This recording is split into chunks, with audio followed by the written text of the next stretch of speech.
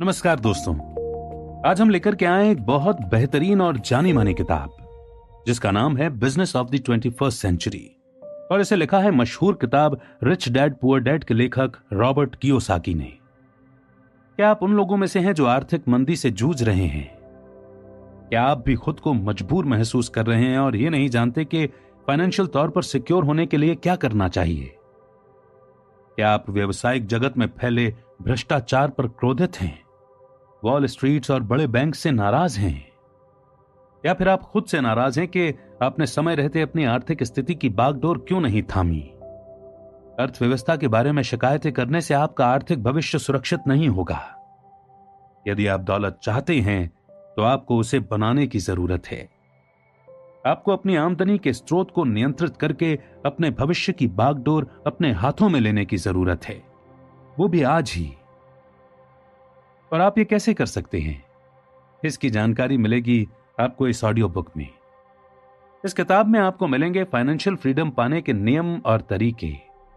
साथ ही आप जानेंगे कि कैसे आप जितना चाहे उतना पैसा बना सकते हैं और उसे बचाकर भी रख सकते हैं। इस किताब में इस बात को भी समझाया गया है कि पैसा कैसे काम करता है और आप उन सारी बिजनेस अपॉर्चुनिटीज के बारे में जान पाएंगे जो आपको अपनी इच्छा से जीवन जीने में मदद करेंगी। इससे आपको अपने भविष्य को नियंत्रित करने और उसे संवारने की प्रेरणा मिलेगी। तब आप जान जाएंगे कि सोसाइटी के बनाए हुए घिसे पिटे रास्तों पर चलने के बजाय अपनी सूझबूझ का इस्तेमाल कैसे करना चाहिए। ये 21वीं सदी न सिर्फ अपना खुद का व्यवसाय शुरू करने का सही समय है, बल्कि शायद आज तक का सबसे बेहतरीन समय यही है। और कैसे इस समय का उपयोग करके आप अपने मजबूत भविष्य की नींव रख सकते हैं, ये भी जानेंगे आप इस ऑडियो बुक में।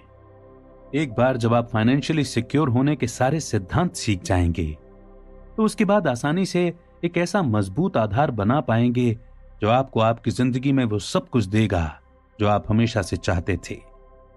तो बिना देरी किए सुने इस बेहतरीन ऑडियो बुक को और आज ही शुरू करें अपने सपनों का सफर।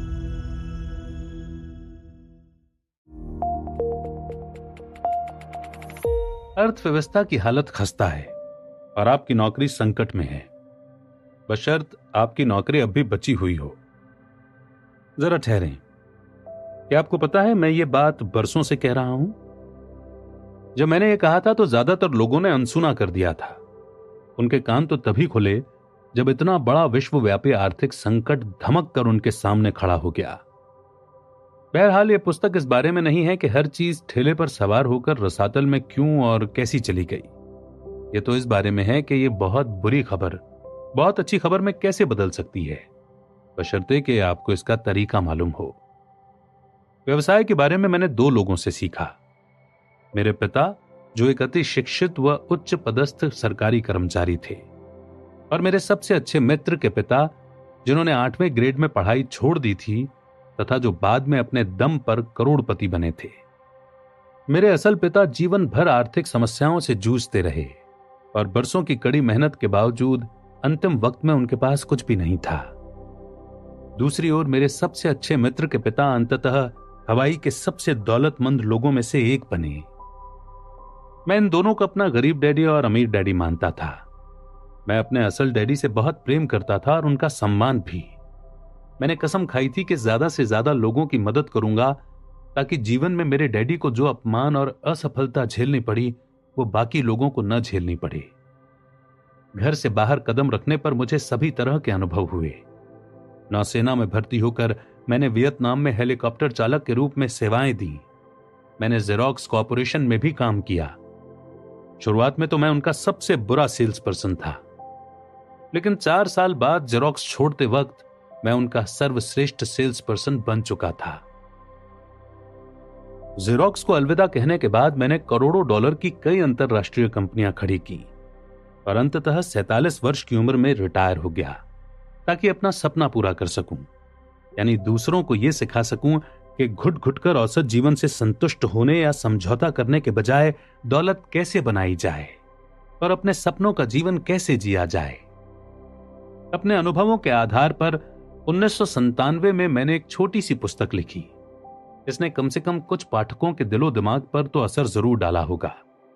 Rich dad poor dad New York times के बेस्ट सेलर सूची के शिखर पर पहुंच गई और 4 वर्ष से भी अधिक समय तक वहीं बनी रही। इसे all time best selling business book के खिताब से भी नवाजा गया। इसके बाद मैं रिच डैड सीरीज की बहुत सी पुस्तकें लिख चुका हूं। हालांकि हर पुस्तक एक अलग पहलू पर केंद्रित है, लेकिन उन सभी का संदेश कमोवेश वही है जो उस पहली पुस्तक का था। और वही संदेश इस पुस्तक की भी बुनियाद है जिसे आप इस वक्त अपने हाथों में थामे हैं और सुन रहे हैं। अपनी आर्थिक स्थिति की बागडोर थामे या फिर जीवन भर दूसरों के आदेशों का पालन करने की आदत डाल लें। आप या तो धन के स्वामी होते हैं या फिर इसके दास। विकल्प चुनना आपके हाथ में है।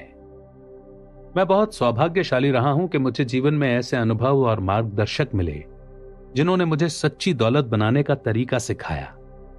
फलस्वरूप मुझे जल्दी ही रिटायर होने में कामयाबी मिली और दोबारा कभी काम करने की कोई जरूरत नहीं रही। उस वक्त तक मैं अपने परिवार का भविष्य संवारने के लिए काम कर रहा था। उसके बाद मैं आपका भविष्य संवारने के लिए काम कर रहा हूं। पिछले 10 वर्षों से मैं सबसे प्रभावी और व्यवहारिक तरीके खोजने के प्रति समर्पित हूं जिनसे लोग ये सीख सकें कि सच्ची दौलत कैसे बनाई जा सकती है और 21वीं सदी में वे अपने जीवन का कायाकल्प कैसे कर सकते हैं।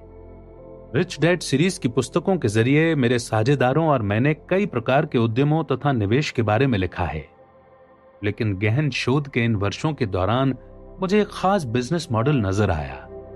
मुझे पूरा यकीन है कि इसमें बहुसंख्यक लोगों के सफल होने की सबसे ज्यादा संभावना है और इसकी मदद से वे अपने आर्थिक जीवन, भविष्य तथा भाग्य की बागडोर थाम सकते हैं। एक और बात, जब मैं सच्ची दौलत कहता हूं तो मेरा मतलब सिर्फ धन तक ही सीमित नहीं है। धन पूरी दौलत नहीं है, ये तो इसका एक हिस्सा मात्र है। सच्ची दौलत का संबंध जितना पैसे बनाने से है उतना ही उस व्यक्ति से भी है जो पैसे बना रहा है। इस पुस्तक में मैं ये बताने जा रहा हूं कि आपको अपना खुद का व्यवसाय खड़ा करने की जरूरत क्यों है और आपको कौन सा व्यवसाय शुरू करना चाहिए। लेकिन मुद्दा आपके वर्तमान व्यवसाय या नौकरी को बदलना ही नहीं है। मुद्दा दरअसल यह भी है कि आप खुद को बदल लें। मैं आपको बता सकता हूं कि अपना आदर्श व्यवसाय खड़ा करने के लिए आवश्यक चीजें कैसे खोजें, लेकिन अपने व्यवसाय का विकास करने के लिए आपको अपना भी विकास करना होगा। प्रकाश की किरण। 13 जुलाई 2009 के अंक में टाइम्स मैगजीन ने पेज 2 पर एक लेख छापा, रॉबर्ट कियोसाकी के लिए 10 सवाल। उनमें से एक सवाल यह था कि क्या इस उथल पुथल भरी अर्थव्यवस्था में नई कंपनियां बनाने के अवसर मौजूद हैं। सवाल पढ़कर मेरे मन में पहला विचार तो यह आया कि क्या आप मजाक कर रहे हैं। बाद में मैंने इसके जवाब में यह कहा, यह सर्वश्रेष्ठ समय है। जब समय खराब होता है तभी सच्चे उद्यमी उभर कर सामने आते हैं।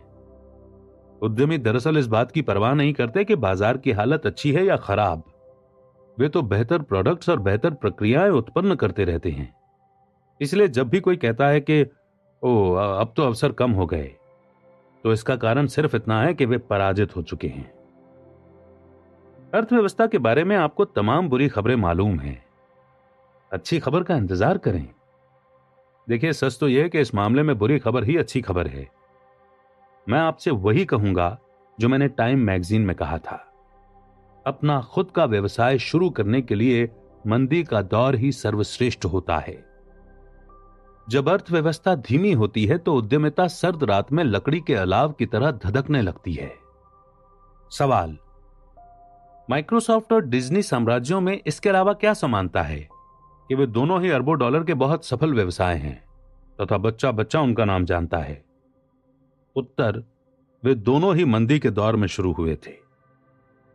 दरअसल डाउ जोन्स इंडस्ट्रियल एवरेज के आधे से ज्यादा कॉरपोरेशंस मंदी के दौर में ही शुरू हुए थे। ऐसा क्यों? जवाब सरल है। आर्थिक अनिश्चितता के दौर में लोग ज्यादा रचनात्मक हो जाते हैं। वे अपने आरामदेह दायरे को तोड़कर बाहर आ जाते हैं और गुजारा करने के लिए पहल शक्ति का इस्तेमाल करते हैं। ये अच्छे पुराने जमाने की अमेरिकी उद्यमिता है अपने सर्वश्रेष्ठ रूप में। जब यात्रा मुश्किल हो जाती है तो दृढ़ इच्छा शक्ति वाले लोग आगे निकल जाते हैं। एक बात तो तय है कि मुश्किल आर्थिक दौर में नए अवसर के लिए बाजार परिपक्व होता है। 5 वर्ष पहले जब मकानों के दाम आसमान छू रहे थे और कर्ज आसानी से मिल रहा था, तब कोई भूखा नहीं था। लोगों के पेट भरे हुए थे, वे सुरक्षित महसूस कर रहे थे और बहुत कम लोग आमदनी के वैकल्पिक साधनों की तलाश कर रहे थे। कर्मचारी अपनी कंपनियों के आर्थिक स्थायित्व के बारे में चिंतित नहीं थे और उन्हें यह चिंता भी नहीं सता रही थी कि आगे चलकर उन्हें कहीं नौकरी से न निकाल दिया जाए। लेकिन अब हर जगह छटनी का बोलबाला है। इसीलिए हर व्यक्ति को चिंता सता रही है कि भविष्य में न जाने क्या होगा। इसीलिए अब लाखों करोड़ों लोग पूरे होशो हवास में आकर अपनी आर्थिक स्थिति का दोबारा आकलन कर रहे हैं। उन्हें अब यह एहसास हो गया है कि यदि वे ऐसा सुरक्षित भविष्य चाहते हैं जिस पर वे भरोसा कर सकें, तो उन्हें दूसरी वैकल्पिक योजना का सहारा लेना होगा। वास्तविकता यह है कि आज लोगों के मन में अतिरिक्त धन कमाने की पहले से कहीं अधिक भूख है। इस वजह से उनका दिमाग नए रास्तों के प्रति ज्यादा खुल चुका है और वे सुनने के लिए ज्यादा तैयार हो चुके हैं। वास्तव में यह हालिया आर्थिक गिरावट के पहले भी सच था। 1980 के दशक से, खासतौर पर सर्दी बदलने के मोड़ से, लोगों के मन में अपने भविष्य को नियंत्रित करने की इच्छा बलवती हो रही है। यूएस चैंबर ऑफ कॉमर्स ने 2007 की रिपोर्ट 21वीं सदी के अमेरिका में कामकाज, उद्यमिता और अवसर में कहा था। करोड़ों अमेरिकी अपने छोटे व्यवसाय चलाकर उद्यमिता को अपना रहे हैं। 72% वयस्क अमेरिकी नौकरी करने के बजाय अपना खुद का व्यवसाय करना चाहते हैं और उनमें से 67% नियमित रूप से या लगातार अपनी नौकरी छोड़ने के बारे में सोचते हैं। देखिए, मैं कोई अर्थशास्त्री नहीं हूं, लेकिन मैं एक ऐसे व्यक्ति को जानता हूं जो अर्थशास्त्री है, पॉल जेन पिल्जर। पॉल बहुत ही होनहार और सफल व्यक्ति हैं।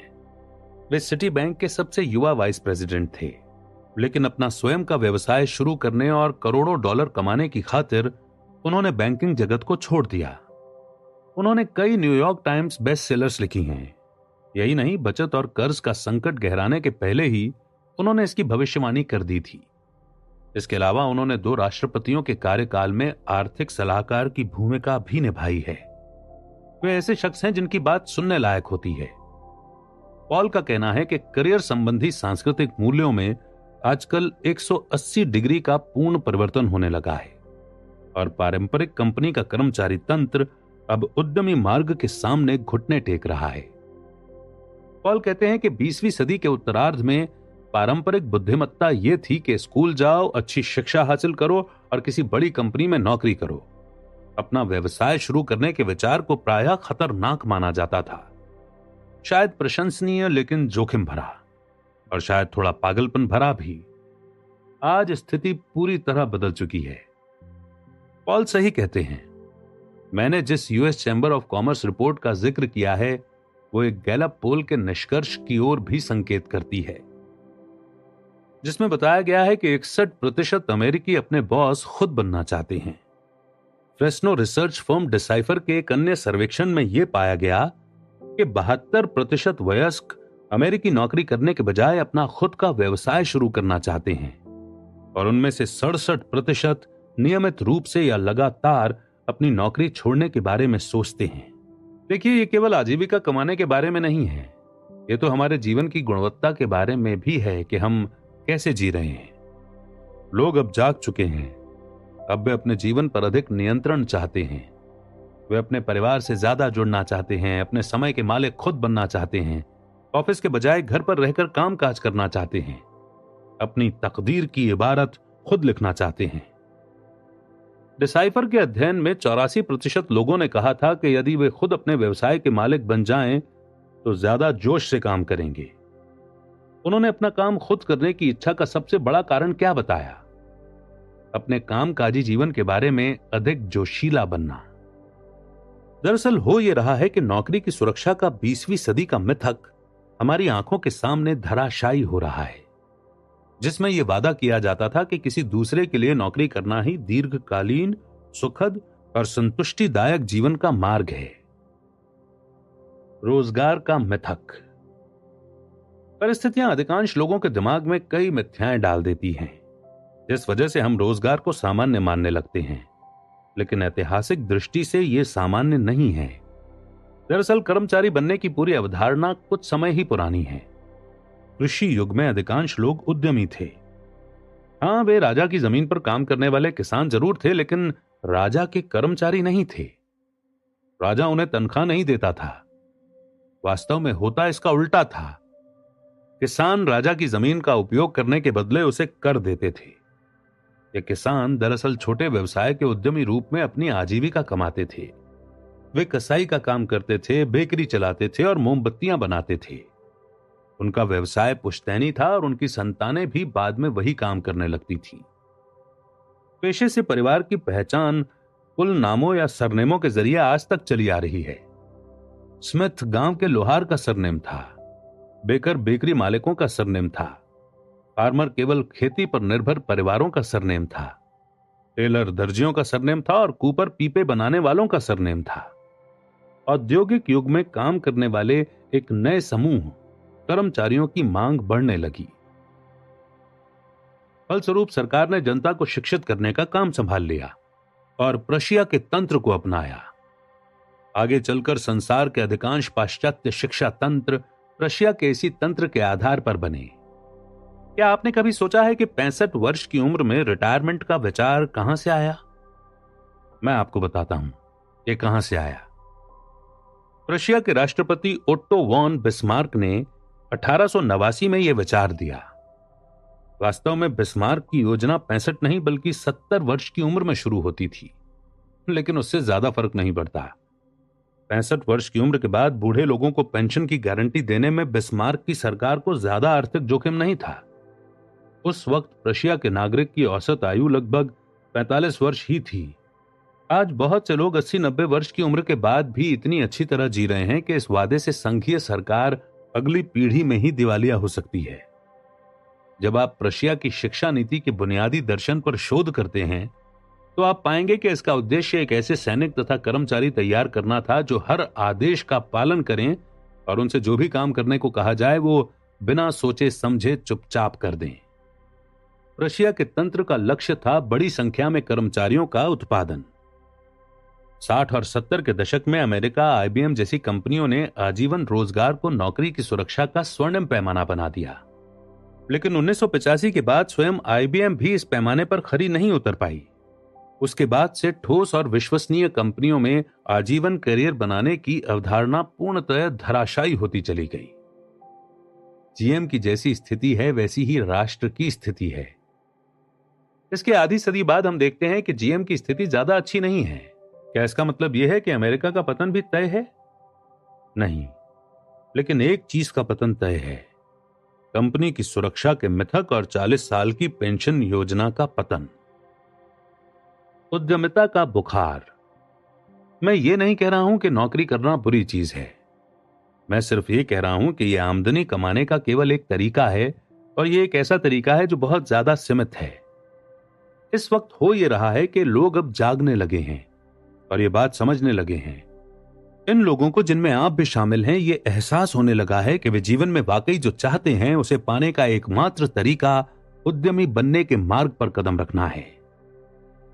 और वैसे मैं ही वो एकमात्र व्यक्ति नहीं हूं जिसे यह दिख रहा है। आपने बैंकर टू द पुअर के लेखक मोहम्मद यूनुस का नाम सुना हो या नहीं, लेकिन ओस्लो की नोबल कमेटी ने उनका यह नाम अच्छी तरह से सुना है। सन 2006 में उन्हें तीसरी दुनिया के देशों के उद्यमियों को छोटे छोटे कर्ज देने की अवधारणा के लिए नोबल शांति पुरस्कार से सम्मानित किया गया था। यूनुस कहते हैं कि सभी लोग उद्यमी होते हैं, दिक्कत यह है कि कई लोगों को यह जानने का अवसर ही नहीं मिल पाता। उन्होंने ये बात 2007-2008 में अर्थव्यवस्था के धराशायी होने के पहले कही थी। तमाम बुरी आर्थिक खबरों के दौर में आज ज्यादा से ज्यादा लोग उस अवसर को सक्रियता से खोज रहे हैं जिसके बारे में यूनुस ने कहा था। उद्यमिता का बुखार तेजी से चढ़ता जा रहा है क्योंकि जब भी अर्थव्यवस्था मंदी पड़ती है उद्यमिता की सक्रियता बढ़ जाती है। दरअसल बुरे दौर में ही उद्यमी फलते फूलते हैं। कारण यह है कि अनिश्चितता के समय में ही हम आमदनी कमाने के दूसरे तरीकों की तलाश करते हैं। जब हमें पता चल जाता है कि हम अपनी कंपनी के भरोसे नहीं रह सकते तो हम अपनी परवाह खुद करने लगते हैं। तभी हम ये सोचते हैं कि शायद ये अपने आरामदेह दायरे को तोड़ने और पैसे को कमाने के लिए रचनात्मक होने का समय है। यूएस फेडरल रिजर्व के एक सर्वे से पता चलता है कि उद्यमियों की औसत घरेलू नेटवर्थ पारंपरिक कर्मचारियों के मुकाबले 5 गुना ज्यादा होती है। इसका अर्थ है कि इस बात की 5 गुना ज्यादा संभावना होती है कि इस मंदी से उद्यमियों को कोई नुकसान नहीं होगा, बल्कि इसके बाद वे पहले से भी ज्यादा सशक्त होंगे, क्योंकि उन्होंने अपनी खुद की शक्तिशाली अर्थव्यवस्था का निर्माण कर लिया है। एक हालिया सर्वे का निष्कर्ष था कि अधिकांश अमेरिकियों को यह यकीन है कि उद्यमिता ही वर्तमान आर्थिक संकट सुलझाने की कुंजी है। सर्वे के एग्जीक्यूटिव डायरेक्टर के अनुसार इतिहास ने बार बार दिखाया है कि नई कंपनियों और उद्यमियों की बदौलत ही कमजोर अर्थव्यवस्था सशक्त होती है। कोई मजाक नहीं है जो अधिकांश अमेरिकी इस बात पर यकीन करते हैं। आशा है कि वे अपने सोफे पर पसरना छोड़ देंगे और इस बारे में सचमुच कुछ करेंगे। यह संभव है। हालांकि मैं इस बात की शर्त नहीं लगा पा रहा हूं, लेकिन हाल फिलहाल जिस कमजोर अर्थव्यवस्था को उद्यमिता के जरिए सशक्त होते देखने में मेरी सबसे ज्यादा रुचि है, वो आपकी अर्थव्यवस्था है।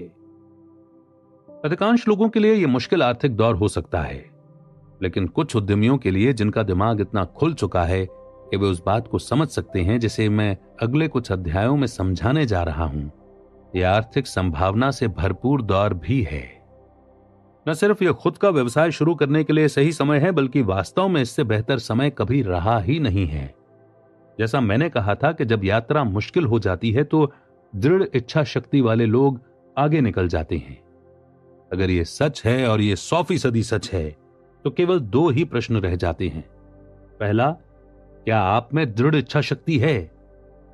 यदि आपका उत्तर हां है तो दूसरा प्रश्न है कि आप किस राह पर चलें। मैं आपकी ओर से पहले प्रश्न का उत्तर तो नहीं दे सकता, लेकिन मुझे पूरी तरह से मालूम है कि दूसरे प्रश्न का उत्तर कैसे दिया जाए। यह पूरी पुस्तक इसी प्रश्न का उत्तर देने के बारे में है।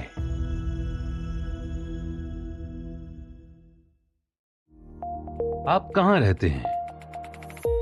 तो आप बरसों से कड़ी मेहनत कर रहे हैं और तरक्की की सीढ़ी पर चढ़ रहे हैं। हो सकता है कि आप अब भी सीढ़ी के निचले सिरे के करीब हों या फिर संभवतः शिखर के नजदीक पहुंचने में कामयाब हो गए हों। वैसे महत्वपूर्ण यह नहीं है कि आप सीढ़ी पर कहां हैं। महत्वपूर्ण प्रश्न तो वो है जिसे आप सीढ़ी पर चढ़ने के काम में इतनी सारी मेहनत और समय लगाने के पहले पूछना भूल गए। आपकी सीढ़ी रखी कहां है? जैसा स्टीफन आर कवी ने बताया है कि यदि सीढ़ी गलत दीवार से टिकी हो तो इससे कोई फर्क नहीं पड़ता कि आप उस पर कितनी तेजी से चढ़ते हैं या कितनी ऊंचाई पर पहुंचने में कामयाब होते हैं। इस अध्याय का उद्देश्य केवल यह है कि आप बस 1 मिनट के लिए सीढ़ी पर चढ़ना छोड़ दें, जिस पायदान पर हो वहीं रुक जाएं और गौर से देखें कि आपकी सीढ़ी कहां रखी है। और जहां यह है, यदि आप उस जगह से खुश नहीं हैं तो यह पता लगाएं कि आप उसे हटाकर किस दीवार से टिकाना चाहते हैं। आप जो पैसा बनाते हैं वो कैसे बनाते हैं? अधिकांश लोग ये मानते हैं कि उनकी आर्थिक स्थिति इस बात से पता चलती है कि वे कितना ज्यादा कमाते हैं या उनके पास कितनी ज्यादा संपत्ति है। क्या इन दोनों का कोई तालमेल? बेशक आर्थिक स्थिति के समीकरण में ये दोनों बातें कुछ हद तक शामिल हैं। फोर्ब्स पत्रिका के अनुसार अमीर वो होता है जो हर साल $1 मिलियन से अधिक कमाता है, हर महीने लगभग $83,333 या प्रति सप्ताह लगभग $20,000, और गरीब वो होता है जो साल भर में $25,000 से कम कमाता है। लेकिन इस बात को अनदेखा न करें कि आपकी आमदनी की गुणवत्ता उसकी मात्रा से ज्यादा महत्वपूर्ण होती है। दूसरे शब्दों में सिर्फ यही महत्वपूर्ण नहीं है कि आप कितना ज्यादा कमाते हैं, बल्कि यह भी है कि आप उसे कैसे कमाते हैं। पैसा आता कहां से है? दरअसल कैश फ्लो के 4 अलग अलग स्रोत होते हैं। हर स्रोत दूसरे स्रोत से बहुत अलग होता है। प्रत्येक स्रोत एक बिल्कुल अलग जीवन शैली को परिभाषित और तय करता है। चाहे आप कितना ही पैसा कमाते हों।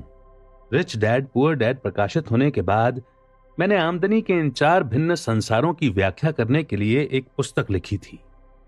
कई लोगों का मानना है कि कैश फ्लो क्वाड्रेंट नाम की यह पुस्तक मेरे द्वारा लिखी गई सबसे महत्वपूर्ण पुस्तक है। कारण यह है कि यह पुस्तक उन मुद्दों की तह तक जाती है जिन्हें समझना उन लोगों के लिए अनिवार्य है जो अपने जीवन में सच्चा परिवर्तन करने को तैयार हैं। कैश फ्लो क्वाड्रेंट का अर्थ है नकद आमदनी उत्पन्न करने वाले विभिन्न स्रोत। मिसाल के तौर पर एक कर्मचारी नौकरी में किसी दूसरे व्यक्ति या कंपनी के लिए काम करके पैसा कमाता है। सेल्फ एम्प्लॉयड लोग अपने लिए काम करके पैसे कमाते हैं, चाहे वे अकेले काम करें या अपने छोटे से व्यवसाय के माध्यम से। व्यवसाय का मालिक आमदनी प्रदान करने वाली किसी बड़ी कंपनी का स्वामी होता है, जिसकी आम परिभाषा यह है कि उसमें 500 या इससे अधिक कर्मचारी काम करते हों। निवेशक अपने विभिन्न निवेशों से धन कमाते हैं, दूसरे शब्दों में पैसा और अधिक पैसा उत्पन्न करता है। ई से एम्प्लॉय यानी कि कर्मचारी, एस से सेल्फ एम्प्लॉयड यानी कि छोटा व्यापारी, बी से बिजनेसमैन यानी कि व्यवसाय का स्वामी, और आई से इन्वेस्टर यानी कि निवेशक। आप किस क्वाड्रेंट में रहते हैं? दूसरे शब्दों में अपने जीवन यापन के लिए अधिकतर आमदनी आपको किस क्वाड्रेंट से प्राप्त होती है? ई क्वाड्रेंट। हम में से अधिकांश लोग ई क्वाड्रेंट के भीतर ही सीखते हैं, जीते हैं, प्रेम करते हैं और इस दुनिया से विदा हो जाते हैं। हमारे शिक्षा तंत्र और संस्कृति में शैशव काल से मृत्यु तक हमें यही प्रशिक्षण मिलता है कि हम ई क्वाड्रेंट के भीतर कैसे जिएं। मेरा संसार का कार्यकारी दर्शन वही है जो मुझे मेरे गरीब डैडी यानी कि मेरे वास्तविक पिता ने मुझे सिखाया था, और जो बड़े होते समय शायद आपने भी सीखा होगा। स्कूल जाओ, जमकर पढ़ाई करो, अच्छे ग्रेड लाओ और किसी बेहतरीन कंपनी में बढ़िया लाभ देने वाली कोई अच्छी सी नौकरी कर लो। S quadrant. कुछ लोग अधिक स्वतंत्रता के इच्छुक होते हैं और अपना जीवन अपने हिसाब से जीना चाहते हैं। इस इच्छा से प्रेरित होकर बहुत से लोग ई क्वाड्रेंट को छोड़कर एस क्वाड्रेंट में पलायन कर जाते हैं। यही वो जगह है जहां लोग अपने दम पर कुछ करने और अमेरिकी सपने को साकार करने का निर्णय लेते हैं। एस क्वाड्रेंट में आमदनी के ढेरों जरिए होते हैं। जीवन की शुरुआत कर रहे किशोर फ्रीलांस बेबीसिटर या लैंडस्केपर से लेकर ऊंची आमदनी वाले वकील, परामर्शदाता और सार्वजनिक वक्ता तक सभी लोग इस क्वाड्रेंट में आते हैं। लेकिन आप चाहें $8 प्रति घंटा कमा रहे हों या $80,000 प्रति वर्ष, एस क्वाड्रेंट आमतौर पर एक सुनहरा जाल होता है। नौकरी छोड़ते वक्त शायद आपने सोचा होगा कि आप अपने बॉस के चंगुल से छुटकारा पा रहे हैं, लेकिन वास्तव में हुआ यह कि आपने सिर्फ बॉस बदला है। सही मायनों में आप अब भी कर्मचारी ही हैं। एकमात्र अंतर यह है कि अब जब आप अपनी समस्याओं के लिए अपने बॉस को दोष देना चाहते हैं तो वो बॉस आप स्वयं होते हैं। एस क्वाड्रेंट में जीना मुश्किल होता है क्योंकि इसमें आपको कोई धन्यवाद नहीं देता।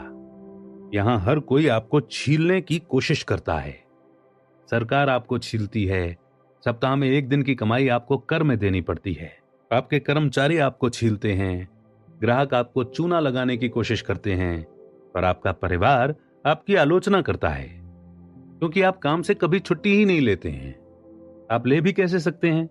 अगर आपने छुट्टी ली तो आपका धंधा मारा जाएगा।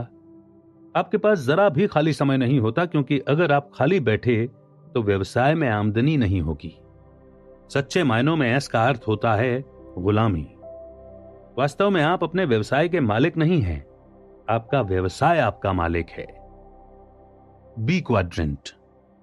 बी क्वाड्रेंट वो स्थान है जहां लोग बड़ी बड़ी कंपनियां खड़ी करते हैं। एस व्यवसाय और बी व्यवसाय में अंतर यह होता है कि अपने एस व्यवसाय के लिए आप काम करते हैं जबकि आपका बी व्यवसाय आपके लिए काम करता है। मेरे पास कई बी व्यवसाय हैं जिनमें निर्माण, रियल एस्टेट, खनन कंपनियां और कई व्यवसाय शामिल हैं।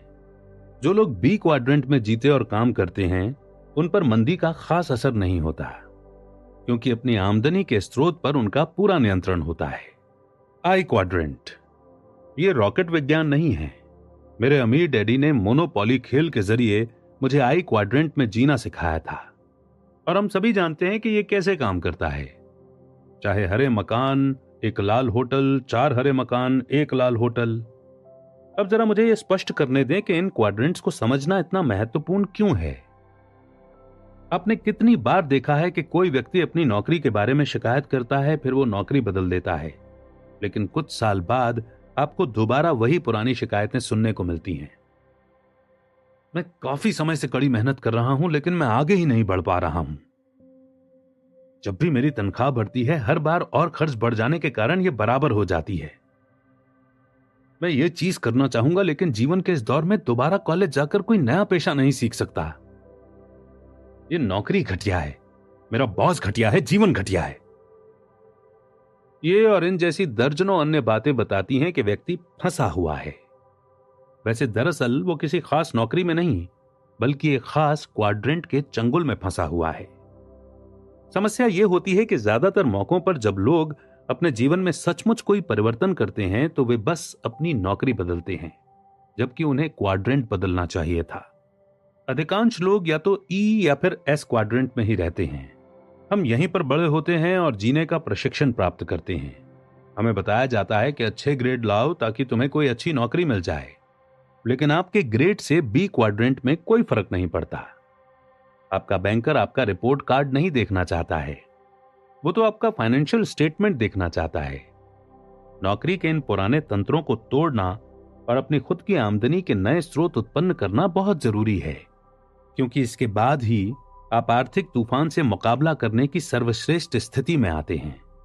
सिर्फ इसलिए क्योंकि अपनी सालाना आमदनी को तय करने के लिए आप किसी बॉस या अर्थव्यवस्था पर निर्भर नहीं होते। अब आप इसे खुद तय करते हैं। कम से कम 80% लोग इन्हीं दो क्वाड्रेंट में जीते हैं, खासतौर पर ई क्वाड्रेंट में। हमें सिखाया जाता है कि हमें सुरक्षा यहीं मिलेगी। दूसरी ओर बी और आई क्वाड्रेंट में स्वतंत्रता का वास होता है। यदि आप उस हिस्से में जीना चाहते हैं तो आप इसे संभव बना सकते हैं, लेकिन यदि आप ई और एस वाले हिस्से की तुलनात्मक सुरक्षा चाहते हैं तो मैं यहां जो बताने जा रहा हूं वो शायद आपके लिए नहीं है। ये एक ऐसा निर्णय है जिसे सिर्फ आप ही ले सकते हैं। आप किस क्वाड्रेंट में रहते हैं? आप किस क्वाड्रेंट में रहना चाहते हैं? आपके बुनियादी आर्थिक जीवन मूल्य। 4 क्वाड्रेंट्स महज 4 अलग अलग व्यावसायिक तंत्र ही नहीं हैं। ये तो 4 अलग अलग मानसिकताओं के सूचक हैं। आप अपनी बुनियादी आमदनी किस क्वाड्रेंट से कमाने का चुनाव करते हैं, उसका बाहरी परिस्थितियों, आपकी शिक्षा, प्रशिक्षण, अर्थव्यवस्था या आपके आसपास उपलब्ध अवसरों से बहुत कम संबंध है। इसका ज्यादा संबंध तो इस बात से है कि आप बुनियादी तौर पर कौन हैं, आपकी शक्तियां, कमजोरियां और मूलभूत रुचियां। इसका संबंध तो आपकी बुनियादी आर्थिक जीवन मूल्यों से है। यही बुनियादी भिन्नताएं हमें अलग अलग क्वाड्रेंट्स के प्रति आकर्षित या विकर्षित करती हैं। इसे समझना महत्वपूर्ण है, क्योंकि इसका मतलब यह है कि ई या एस क्वाड्रेंट को छोड़कर बी क्वाड्रेंट में पहुंचना उतना सरल नहीं है जितना कि पोस्ट ऑफिस जाकर अपना पता बदलने का फॉर्म भरना। आप न सिर्फ वो बदलते हैं जो आप करते हैं, बल्कि बहुत ही सच्चे मायने में आप खुद को भी बदलते हैं, या कम से कम अपने सोचने के तरीके को तो बदल ही लेते हैं। हो सकता है कि कुछ लोगों को कर्मचारी बने रहना अच्छा लगता हो, लेकिन बाकी लोग इससे नफरत करते हैं। कुछ लोग कंपनियों के मालिक तो बनना चाहते हैं, लेकिन उन्हें चलाना नहीं चाहते। कुछ लोगों को निवेश से प्रेम होता है, जबकि दूसरों को इसमें पैसा गंवाने का जोखिम ही जोखिम नजर आता है। हम में से अधिकांश लोगों में ये सभी प्रवृत्तियां कम या अधिक मात्रा में मौजूद रहती हैं। इस बात पर गौर करना भी महत्वपूर्ण है कि आप इन चारों क्वाड्रेंट्स में ही अमीर या गरीब बन सकते हैं। हर क्वाड्रेंट में लोगों ने करोड़ों रुपए कमाए हैं, और ऐसे भी लोग हैं जो हर क्वाड्रेंट में दिवालिया हुए हैं। ये बात गांठ बांध लें कि किसी क्वाड्रेंट में रहने भर से ही आपकी आर्थिक सफलता सुनिश्चित नहीं हो जाती। लोगों की बातचीत सुनकर ही आप समझ सकते हैं कि वे किस क्वाड्रेंट में रहते हैं। जब मैं 9 साल का था तो मैं अपने अमीर डैडी के साथ बैठने लगा था, जब वे कर्मचारियों की नियुक्ति करते समय उनका इंटरव्यू लेते थे। इन इंटरव्यूज से मैंने यह सीखा कि शब्दों के माध्यम से लोगों के बुनियादी जीवन मूल्यों को कैसे समझा जाए। मेरे अमीर डैडी कहते थे कि वे जीवन मूल्य उनकी आत्माओं से निकलते थे। यहां हर क्वाड्रेंट से निकलने वाले कुछ प्रमुख वाक्य बताए जा रहे हैं, जिनमें से प्रत्येक के बुनियादी जीवन मूल्य का एक रेखा चित्र भी है। ई क्वाड्रेंट के जीवन मूल्य। मैं एक सुरक्षित नौकरी की तलाश कर रहा हूं जिसमें अच्छी तनख्वाह मिले और उसके अलावा उत्कृष्ट लाभ भी मिलते रहें। ई क्वाड्रेंट में रहने वाले व्यक्ति का बुनियादी जीवन मूल्य होता है सुरक्षा। हो सकता है कि आप किसी कंपनी के वाइस प्रेसिडेंट हों और आपको मोटी तनख्वाह मिलती हो, लेकिन इसके बावजूद आपके बुनियादी जीवन मूल्य कंपनी के गेटकीपर जैसे हों। जिसे आपसे 10 गुना कम तनख्वाह मिलती है। ई क्वाड्रेंट वाला व्यक्ति, चाहे वो गेट कीपर हो या प्रेसिडेंट, अक्सर ऐसे शब्द सोचता या कहता है, मैं फायदों वाली किसी सुरक्षित नौकरी की तलाश कर रहा हूं, या ओवर टाइम के लिए हमें कितना मिलेगा, या हमें कितनी सवैतनिक छुट्टियां मिलेंगी। जब मैं ई क्वाड्रेंट वाले किसी व्यक्ति से बातें करते वक्त कहता हूं कि मुझे व्यवसाय शुरू करना बहुत अच्छा लगता है, तो वो अक्सर ऐसी टिप्पणियां करता है, वो तो ठीक है, लेकिन क्या इसमें जोखिम नहीं है?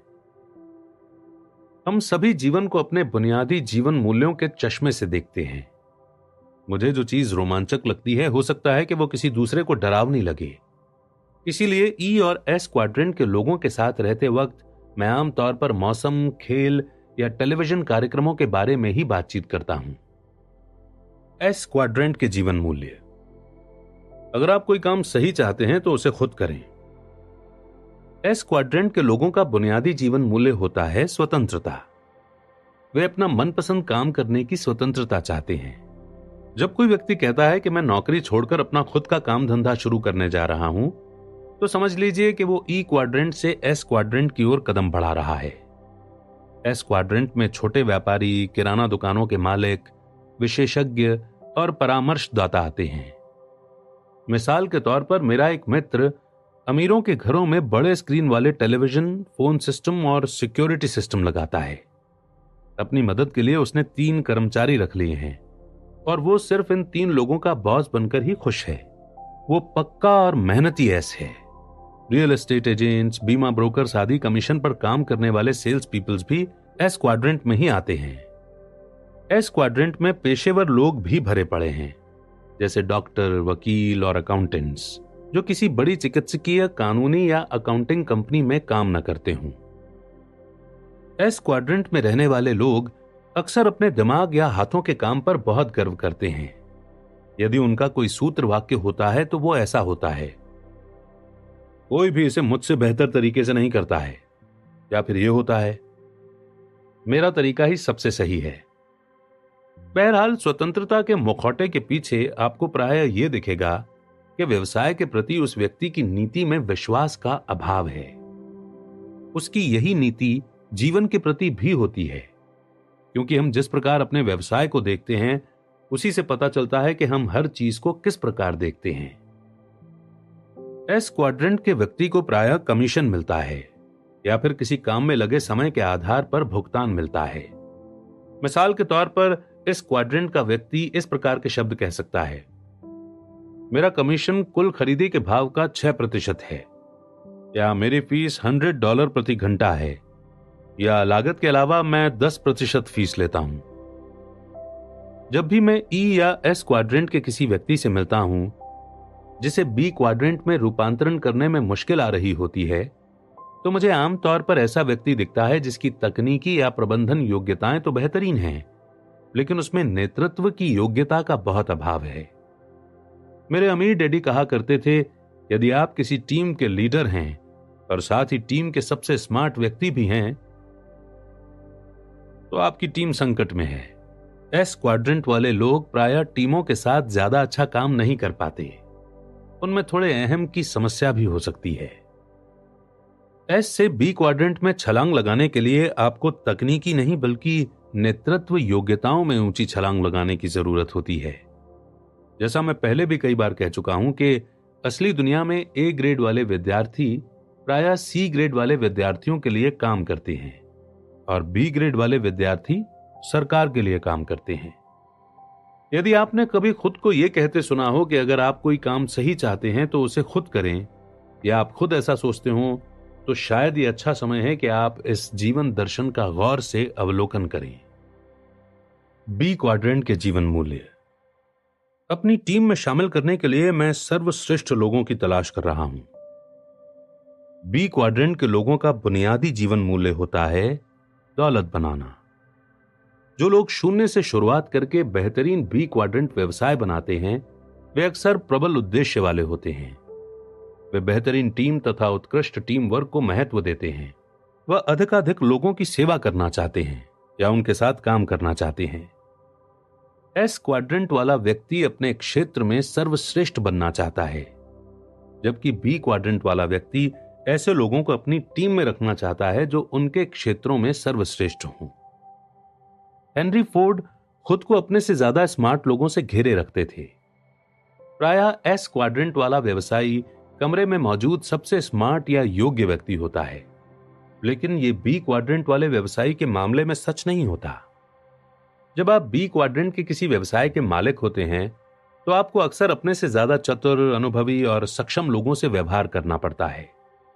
मेरे अमीर डैडी के पास कोई औपचारिक शिक्षा नहीं थी, लेकिन मैं उन्हें बैंकर्स, वकीलों, अकाउंटेंट्स, निवेश सलाहकारों और विशेषज्ञों के साथ सफलतापूर्वक बातचीत करते देखता था, जिनमें से कई के पास बहुत ऊंची ऊंची डिग्रियां होती थी।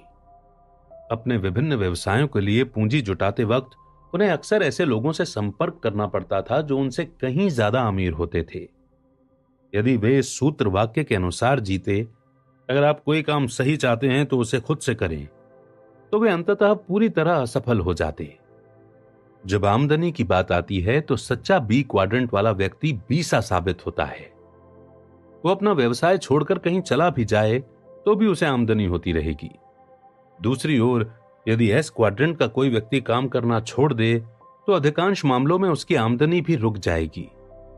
इसीलिए इसी वक्त आपको खुद से यह सवाल पूछना चाहिए कि अगर मैं आज काम करना छोड़ दूं तो इसके बाद भी मुझे कितनी आमदनी होती रहेगी।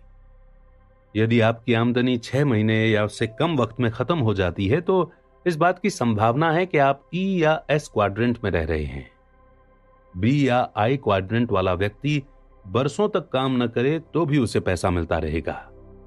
आई क्वाड्रेंट के जीवन मूल्य। निवेश पर मुझे कितना लाभ हो रहा है?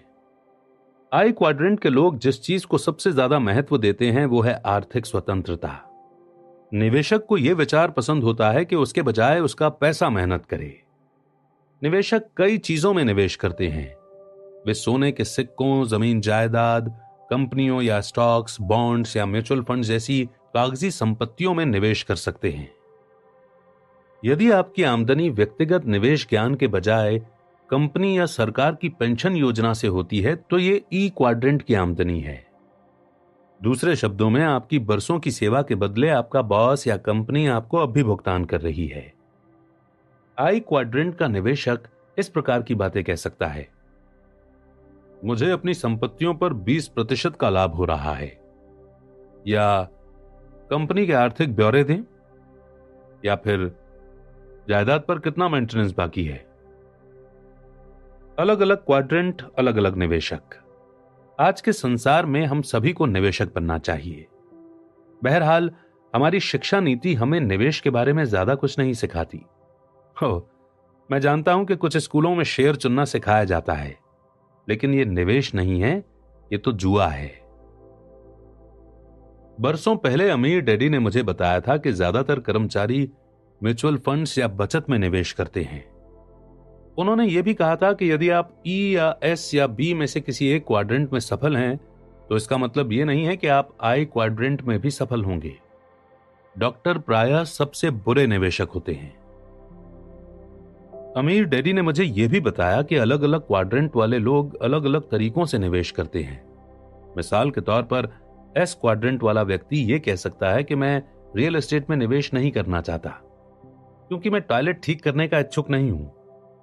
निवेश की यही चुनौती सामने आने पर बी क्वाड्रेंट वाला व्यक्ति कह सकता है कि रात को टॉयलेट की मरम्मत कराने के लिए मैं किसी अच्छी प्रॉपर्टी मैनेजमेंट कंपनी की सेवाएं ले सकता हूं। दूसरे शब्दों में एस क्वाड्रेंट वाला निवेशक यह सोचेगा कि उसे जायदाद की देखरेख खुद करनी है, जबकि बी क्वाड्रेंट का निवेशक सही देखभाल करवाने के लिए किसी दूसरी कंपनी की सेवाएं लेगा।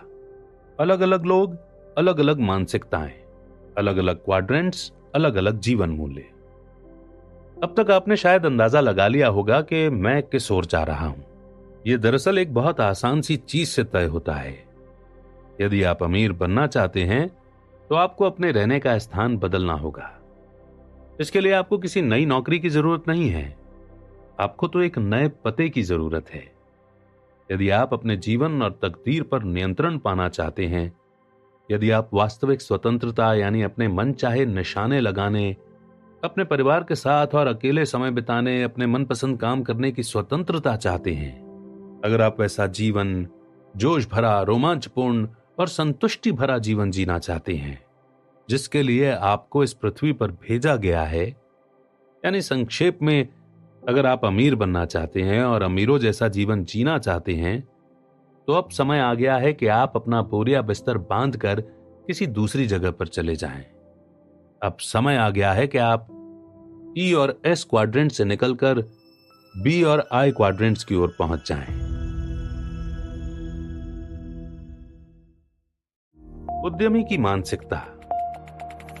कॉलेज पूरा करने के बाद मैंने एमबीए करने के लिए एक पारंपरिक बिजनेस स्कूल में नाम लिखा लिया ताकि मैं एक प्रशिक्षित और शिक्षित उद्यमी बन सकूं। बहरहाल 9 महीनों बाद ही मैंने बिजनेस स्कूल छोड़ दिया। यह कहने की जरूरत नहीं है कि वहां से निकलते समय मुझे एमबीए की डिग्री नहीं मिली। आजकल बिजनेस स्कूल्स मुझे अक्सर उद्यमिता की कक्षाओं में विद्यार्थियों के सामने व्याख्यान देने के लिए आमंत्रित करने लगे हैं। मुझे शायद ये बताने की जरूरत नहीं है कि कई बार मुझे बड़ा अजीब लगता है। ये विद्यार्थी मुझसे जो आम सवाल पूछते हैं वे इस प्रकार के होते हैं। मुझे निवेशक कहां मिलेंगे? और मैं पूंजी कैसे इकट्ठा करूंगा? मैं ऐसे सवालों को बखूबी समझता हूं, क्योंकि इन्होंने मुझे तब बहुत सताया था जब मैं पारंपरिक नौकरी की सुरक्षा छोड़कर खुद उद्यमी बना था। मेरे पास पैसा नहीं था और कोई भी मेरे व्यवसाय में निवेश नहीं करना चाहता था। बड़ी बड़ी वेंचर कैपिटल फर्म्स मेरे दरवाजे पर दस्तक नहीं दे रही थी। तो मैं बिजनेस स्कूल के इन विद्यार्थियों को क्या जवाब देता हूं? मैं उनसे कहता हूं, आप बस इसे कर देते हैं। आप इसे इसलिए करते हैं क्योंकि आपको ये करना ही होता है, और यदि आप इसे नहीं करते हैं तो व्यवसाय से बाहर हो जाते हैं। आज हालांकि मेरे पास पर्याप्त धन है, लेकिन मैं सिर्फ पूंजी जुटाता हूं। किसी उद्यमी के लिए यह पहला नंबर काम है। हम 3 समूहों से पूंजी जुटाते हैं: ग्राहक, निवेशक और कर्मचारी। उद्यमी के रूप में आपका काम ग्राहकों को अपने प्रोडक्ट्स खरीदने के लिए प्रेरित करना है। यदि आपको ग्राहक मिल सकें जो आपके प्रोडक्ट्स खरीदने के एवज में आपको पैसा दें, तो आपके निवेशक आपको बहुत सारे पैसे देंगे। और यदि आपके पास कर्मचारी हों, तो आपका काम उन्हें दी जाने वाली तनख्वाह से कम 10 गुना अधिक उत्पादन करवाना है। यदि आप अपने कर्मचारियों से उनकी तनख्वाह का 10 गुना उत्पादन नहीं करवा सकते, तो आप व्यवसाय से बाहर हो जाते हैं। और अगर ऐसा होता है तो फिर आपको पूंजी जुटाने की कोई जरूरत ही नहीं रह जाती। यह वो जवाब नहीं है जिसकी ज्यादातर एमबीए विद्यार्थियों को तलाश होती है।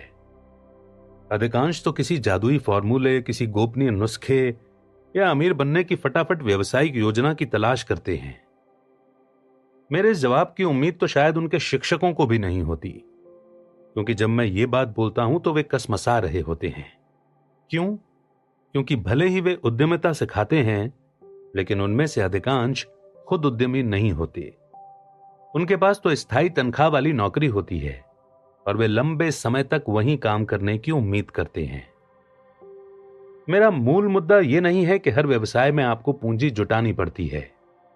वास्तव में जिस बिजनेस मॉडल के बारे में मैं आपको इस पुस्तक में बताने वाला हूं, उसमें अपना व्यवसाय शुरू करने के लिए पूंजी जुटाने की कोई जरूरत नहीं होती, क्योंकि यह काम तो आपके लिए कोई दूसरा पहले ही कर चुका है। लेकिन आपको अपना खुद का व्यवसाय खड़ा करना पड़ता है। मेरा मूल मुद्दा यह है कि उद्यमी की इस परिभाषा पर गौर करें। चीजें आप घटित करवाते हैं, आप यात्रियों की कतार से बाहर निकलते हैं, बस के अगले हिस्से तक चलकर जाते हैं और अपने जीवन की ड्राइविंग सीट पर बैठ जाते हैं। उद्यमी बनने के लिए किस चीज की जरूरत होती है? उद्यमी ही संसार के सबसे अमीर लोग होते हैं। हम कुछ मशहूर उद्यमियों के नाम जानते हैं, जैसे रिचर्ड ब्रांसन और डोनाल्ड ट्रंप, ओपेरा विन्फ्री और स्टीव जॉब्स, रूपर्ट मर्डॉक और टेड टर्नर। लेकिन सबसे दौलतमंद उद्यमी वे लोग हैं जिनके बारे में आपने और मैंने कभी नहीं सुना होगा, क्योंकि पत्र पत्रिकाएं उन पर ज्यादा ध्यान नहीं देती हैं।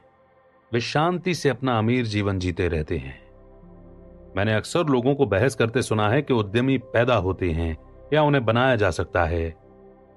कुछ लोग सोचते हैं कि खास लोग ही उद्यमी बन सकते हैं, इसके लिए किसी जादुई चीज की जरूरत होती है। मेरे ख्याल से उद्यमी बनना इतना बड़ा मामला नहीं है, आप बस इसे कर देते हैं। आइए मैं आपको एक उदाहरण देता हूं। मेरे इलाके में एक किशोरी है जिसका बेबी सिटिंग का व्यवसाय फल फूल रहा है। उसने जूनियर हाई स्कूल की अपनी सहपाठियों को इस काम के लिए नियुक्त कर रखा है। वो एक उद्यमी है। एक और लड़का स्कूल के बाद छुटपुट कामों का व्यवसाय करता है।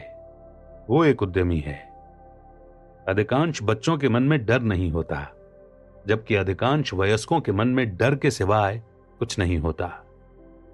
आज ऐसे करोड़ों लोग हैं जो अपनी नौकरी छोड़कर उद्यमी बनने और खुद का व्यवसाय चलाने के सपने देखते हैं। लेकिन समस्या यह है कि अधिकांश लोगों का सपना सिर्फ सपना ही रह जाता है, हकीकत नहीं बन पाता। तो सवाल यह है कि इतने सारे लोग उद्यमी बनने के अपने सपने को साकार करने में असफल क्यों हो जाते हैं? मेरा एक मित्र बेहतरीन हेयर स्टाइलिस्ट है। महिलाओं को सुंदर बनाने के मामले में वो जादूगर है। बरसों से वो अपना खुद का सैलून खोलने की बातें कर रहा है। उसके पास बड़ी बड़ी योजनाएं हैं, लेकिन दुखद बात यह है कि वो अब भी अपने छोटे पैमाने पर ही काम कर रहा है। वो एक बड़े सैलून में एक कुर्सी पर काम करता है और सैलून के मालिक से नोक झोंक करता रहता है। मेरे एक और मित्र की पत्नी है जो फ्लाइट अटेंडेंट का काम करते करते उकता गई। 2 साल पहले उसने नौकरी छोड़ दी और हेयर स्टाइलिस्ट बनने का प्रशिक्षण लिया। 1 महीने पहले उसने अपने सैलून का भव्य उद्घाटन किया। वहां का माहौल बेहतरीन है और उसने वहां काम करने के लिए कुछ सबसे अच्छे हेयर स्टाइलिस्ट्स को आकर्षित कर लिया है। जब मेरे पहले मित्र ने उस महिला के सैलून के बारे में सुना तो वो बोला, वो सैलून कैसे खुल सकती है? उसके पास तो कोई योग्यता ही नहीं है, उसके पास इतनी प्रतिभा ही नहीं है। उसने न्यूयॉर्क में प्रशिक्षण नहीं लिया जहां मैंने लिया था, और इसके अलावा उसके पास नाम मात्र का भी अनुभव नहीं है। देखना, वो 1 साल में ही असफल हो जाएगी। हो सकता है कि वो महिला असफल हो जाए। आंकड़े बताते हैं कि 90% व्यवसाय पहले 5 सालों में नाकाम हो जाते हैं। दूसरी ओर यह भी हो सकता है कि वो असफल ना हो। मुद्दे की बात यह है कि वो अपना मनचाहा काम कर रही है। उसने ये समझ लिया है कि साहस में हमारे जीवन को आकार देने की प्रबल शक्ति होती है। अपनी प्रतिभा को खोजने, विकसित करने और संसार को देने के लिए साहस की जरूरत होती है। अमेरिका के जो लोग $3 मिलियन से ज्यादा की लॉटरी जीतते हैं, उनमें से 80% 3 साल के भीतर ही दिवालिया हो जाते हैं। क्यों? क्योंकि सिर्फ पैसे से ही आप अमीर नहीं बनते हैं। ये लोग अपने चेकिंग अकाउंट्स के आंकड़े जोड़ सकते हैं, लेकिन वे सिर्फ आंकड़ों से तब तक अमीर नहीं बन सकते जब तक कि वे अपने सोचने के तरीके को न बदल लें। आपका मस्तिष्क असीमित है। ये तो आपकी शंकाएं हैं जो आपको सीमित कर रही हैं। एटलस श्रग्ड की लेखिका आयन रैंड ने कहा था, दौलत किसी मनुष्य के सोचने की क्षमता का परिणाम है। इसलिए यदि आप अपना जीवन बदलने को तैयार हों, तो मैं आपका परिचय एक ऐसे माहौल से करवाने जा रहा हूं जो आपके मस्तिष्क को सोचने और आपको ज्यादा अमीर बनने का अवसर प्रदान करेगा। बड़े होकर आप क्या बनना चाहते हैं? जब मैं बच्चा था तो मेरे वास्तविक डैडी अक्सर मुझे स्कूल जाने और अच्छे ग्रेड लाने की सलाह देते थे ताकि मुझे नौकरी मिल सके। वे मेरी प्रोग्रामिंग ई क्वाड्रेंट के लिए कर रहे थे। दूसरी ओर मेरी मां मुझे डॉक्टर या वकील बनने के लिए प्रेरित करती थी। वे कहती थी कि इस तरह तुम्हारे पास हमेशा एक पेशा रहेगा और तुम्हें कोई समस्या नहीं आएगी। वे मेरी प्रोग्रामिंग एस क्वाड्रेंट के लिए कर रही थी। अमीर डैडी ने मुझे बताया कि अगर आगे चलकर मैं अमीर बनना चाहता हूं तो मुझे व्यवसायी और निवेशक बनना चाहिए। वे मेरी प्रोग्रामिंग बी और आई क्वाड्रेंट्स के लिए कर रहे थे। जब मैं वियतनाम से लौटा तो मुझे यह तय करना था कि मैं किसकी सलाह मानूं। आपके सामने भी यही विकल्प है। यदि आप अपना खुद का व्यवसाय बनाना चाहते हैं तो इसका एक कारण है अपनी गरिमा को वापस पाना। इसके महत्व को कम ना आंकें। यह दुनिया सताने वालों और छोटी मानसिकता के लोगों से भरी पड़ी है, चाहे वो आपके बॉस हों, मैनेजर हों, पड़ोसी हों या मित्र हों। आप ये नहीं चाहते हैं कि वे आपको अपने इशारों पर नचाएं। आप अपने जीवन की बागडोर अपने हाथों में लेना चाहते हैं। आप इतने साहसी बनना चाहते हैं कि आपको दूसरे लोगों के इशारों पर नाचने या काम करने की जरूरत ही ना रहे। आप अपने लिए सोचने और कार्य करने की स्वतंत्रता पाना चाहते हैं। रेसिंग वाला मस्तिष्क। अब आइए वही सवाल दोबारा पूछते हैं, आप कहां रहते हैं? अब आप समझ गए होंगे कि कैश फ्लो क्वाड्रेंट को छोड़कर दूसरे कैश फ्लो क्वाड्रेंट में पहुंचने का क्या अर्थ होता है। ये एक भिन्न तंत्र ही नहीं है, ये तो जीवन के प्रति एक भिन्न नीति है। हां, ये व्यवसाय के बारे में है, लेकिन दरअसल ये व्यवसाय के बारे में नहीं है। ये तो केवल बाहरी रूप है। घोड़े पालने वाले किसी व्यक्ति को रेसिंग कार के स्टीयरिंग व्हील पर बैठा भर देने से वो रेसिंग कार ड्राइवर नहीं बन जाता। इसके लिए उसे रेसिंग कार ड्राइवर की योग्यताओं, प्रशिक्षण और सबसे महत्वपूर्ण बात, मानसिकता की जरूरत होती है। यही आपके आर्थिक जीवन के बारे में भी सच है। आपको उद्यमी की मानसिकता अपनाने की जरूरत है। सार रूप में वो मानसिकता ये है, उद्यमी स्वयं तय करता है, आप चीजों को घटित करवाते हैं, जिसका मतलब यह है कि अपने अलावा आप किसी व्यक्ति या किसी चीज को दोष नहीं देते हैं। ऐसी बात नहीं है कि आपको शून्य से ही सारा काम करना होगा, जैसा मैंने अपने व्यवसायों में किया था। नहीं, 21वीं सदी के व्यवसाय की एक सुंदरता यह है कि उस व्यवसाय का सारा जमीनी काम दूसरे लोग आपकी खातिर पहले ही कर चुके हैं और आपकी मदद के लिए अनुभवी लीडर्स रहते हैं जो आपको मार्गदर्शन देने और सफल बनाने के लिए समर्पित होते हैं। लेकिन यह समझने में कोई गलती ना करें, यदि आप इसमें कामयाब होना चाहते हैं तो इसकी जिम्मेदारी आप पर है। यह आप ही होंगे जो खुद को कामयाब बनाएंगे और इसके लिए आपको उद्यमी की मानसिकता रखनी होगी। अगर आप में उद्यमी की मानसिकता नहीं है तो व्यवसाय कितना भी अच्छा हो या आपके शिक्षक कितने ही महान हो, उस व्यवसाय में आपको काफी मुश्किलों का सामना करना पड़ेगा। इस पुस्तक के खंड 2 में हम जिस बिजनेस मॉडल को देखेंगे वो एक रेसिंग कार है, लेकिन उसके स्टीयरिंग व्हील के पीछे आप बैठे हैं। सबसे पहली और महत्वपूर्ण बात यह आपके बारे में है। क्या आप स्टीयरिंग व्हील को संभालने के लिए तैयार हैं? क्या आपके पास वो सब है जिसकी जरूरत है?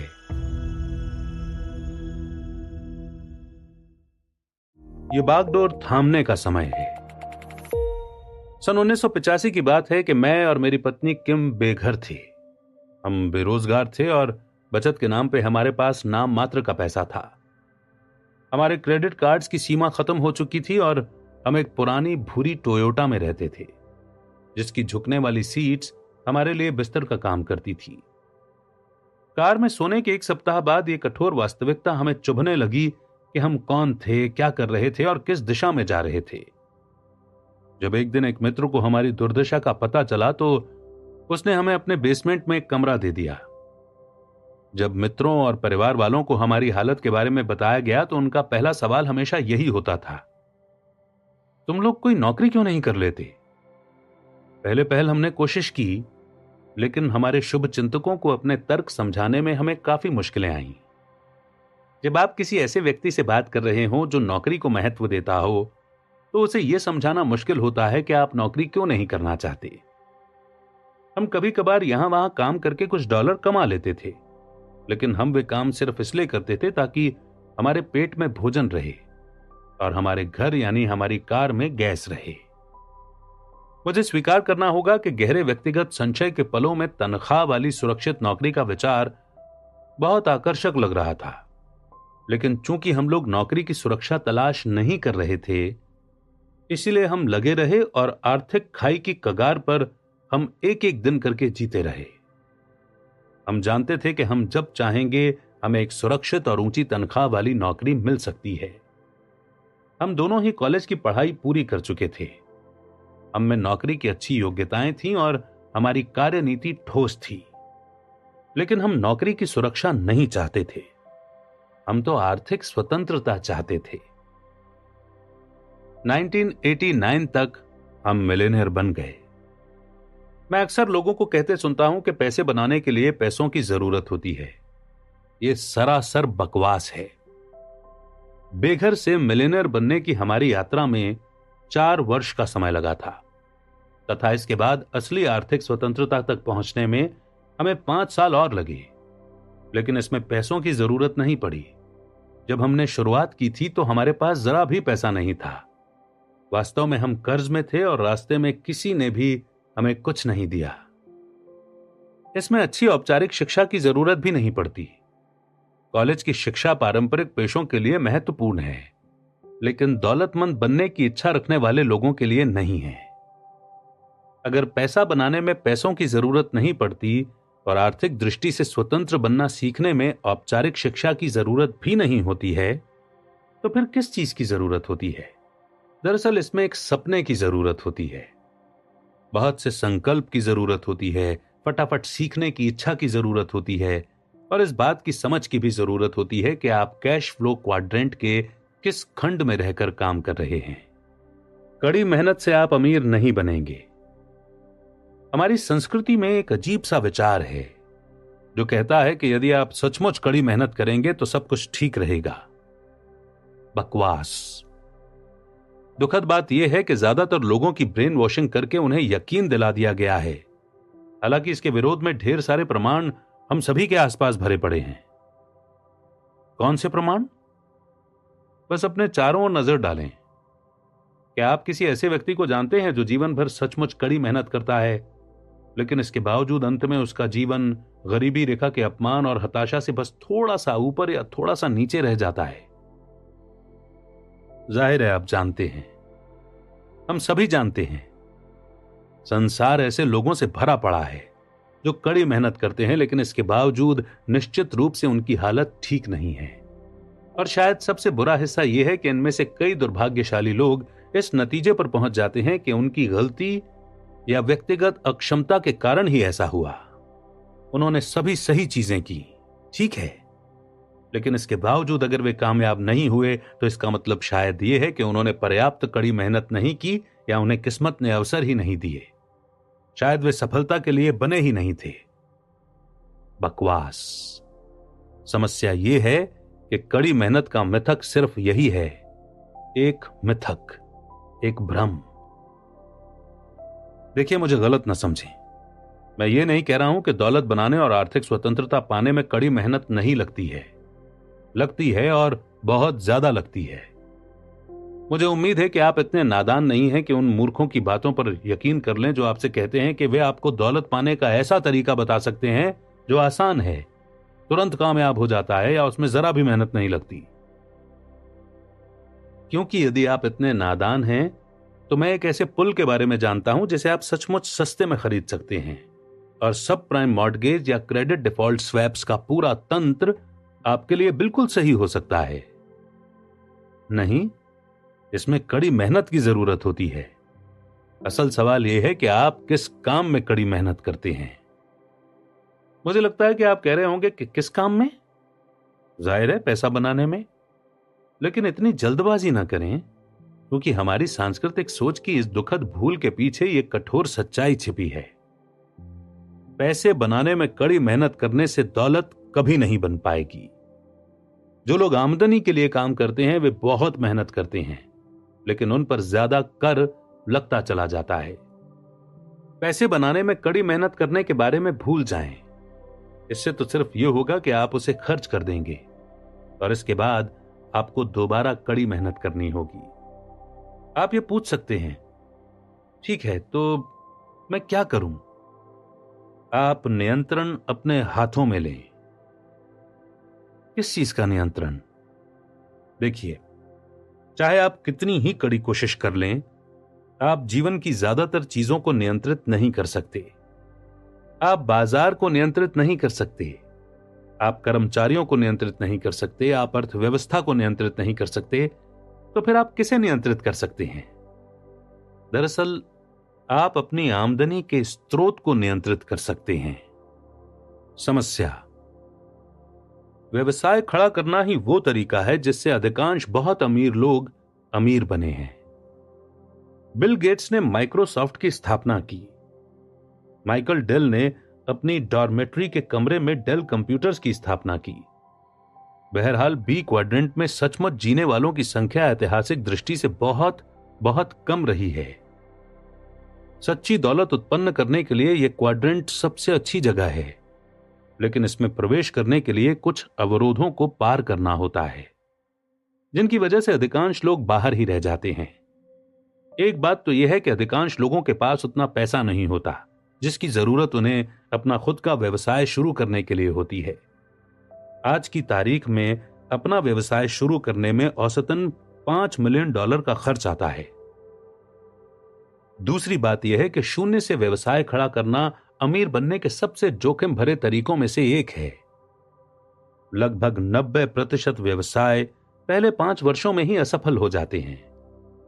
और अगर आपका नया व्यवसाय असफल हो जाता है तो जरा अंदाजा लगाएं कि $5 मिलियन किसके डूबेंगे। व्यवसाय करने के मेरे शुरुआती वर्षों में मैं 2 बार असफल हुआ। हालांकि मैं कभी दिवालिया नहीं हुआ और मुझे कभी कोई शासकीय सहायता भी नहीं मिली, लेकिन इसमें मेरे कई $मिलियन डूब गए। आमतौर पर जब आप खुद का व्यवसाय शुरू करते हैं तो आपको यह सुनिश्चित करना होता है कि जगह के किराए, बिजली पानी के बिलों और बाकी जरूरी खर्चों का भुगतान हो, आपके कर्मचारियों को भुगतान हो और आपके सप्लायर्स को भुगतान हो, वरना आप बिजनेस से बाहर हो जाएंगे। अब जरा अंदाजा लगाएं कि भुगतान किसे नहीं मिलता है। आपको। जब आप कोई नया व्यवसाय शुरू करते हैं, और यहां मैं एक सफल व्यवसाय के बारे में बात कर रहा हूं, तो आपको 5 से 10 साल तक बिना भुगतान के काम करना पड़ सकता है। किम और मेरी कहानी को याद करें, जो अपनी पुरानी टोयोटा में सो रहे थे। यह मजेदार नहीं था। हम नौकरी कर सकते थे जिससे तत्काल हमारे सिर के ऊपर छत मुहैया हो सकती थी, लेकिन यह चाहे जितना दुखद रहा हो, हमने नौकरी करने के बजाय बेघर रहने का विकल्प चुना, क्योंकि हमें व्यवसाय का स्वामी बनने और बी क्वाड्रेंट में रहने के अपने सपने पर पूरा यकीन था। अधिकांश लोगों में इन परिस्थितियों से मुकाबला करने का मानसिक, भावनात्मक, शारीरिक या आर्थिक जीवट नहीं होता। यह निर्मम हो सकता है और आमतौर पर होता भी है। एक फ्रेंचाइजी ले लें तो फ्रेंचाइजी लेने से जोखिम बहुत कम हो जाता है। मैकडॉनल्ड्स या सबवे जैसा प्रतिष्ठित फ्रेंचाइजी होने पर आपकी सफलता की संभावना काफी अच्छी हो जाती है और ज्यादातर जमीनी काम बना बनाया मिल जाता है। लेकिन आप अब भी सबसे पहली और सबसे बड़ी समस्या पर अटक जाते हैं। ऐसी फ्रेंचाइजी लेने के लिए आपको नगद पैसे देने पड़ते हैं। किसी प्रतिष्ठित फ्रेंचाइजी को खरीदने की लागत $1 लाख से लेकर $15 लाख या इससे ज्यादा भी हो सकती है, और यह तो सिर्फ फ्रेंचाइजी के अधिकार खरीदने का खर्च है। इसके बाद आपको प्रशिक्षण, विज्ञापन और समर्थन के लिए मुख्यालय को जो मासिक भुगतान करना होता है वो अलग होता है। और इस सारे समर्थन के बावजूद सचमुच दौलतमंद बन जाने की कोई गारंटी नहीं है। कई बार तो फ्रेंचाइजी घाटे में चलने के बावजूद फ्रेंचाइजी मालिक या मुख्यालय को भुगतान भेजना होता है, भले ही आप उन लोगों में हो जिनका फ्रेंचाइजी सफल हो जाता है। लेकिन इस बात की काफी संभावना है कि पहले कुछ सालों में आप खुद खास पैसे नहीं कमा पाएंगे, और यह भी याद रखें कि 3 में से 1 फ्रेंचाइजी अंततः डूब जाती है। जब मेरे गरीब डैडी 50 साल के थे तो उन्होंने हवाई के राज्यपाल के खिलाफ चुनाव लड़ने का दुस्साहस किया, और वे जिसके खिलाफ लड़ रहे थे वो कोई और नहीं, उनके तत्कालीन बॉस ही थे। इसके बाद क्या हुआ, आप सहज ही अंदाजा लगा सकते हैं। गरीब डैडी न सिर्फ चुनाव हार गए, बल्कि उनके बॉस ने उन्हें नौकरी से भी निकाल दिया और साफ शब्दों में बता दिया कि वो दोबारा कभी हवाई में नौकरी नहीं कर पाएंगे। डैडी ने अपनी सारी बचत बटोर कर एक लोकप्रिय फ्रेंचाइजी को खरीद लिया, जिसके बारे में कहा जाता था कि यह फ्रेंचाइजी कभी नहीं डूब सकती। जो फ्रेंचाइजी कभी नहीं डूब सकती थी वो डूब गई, और साथ में मेरे डैडी भी। दरअसल उनका सब कुछ डूब गया।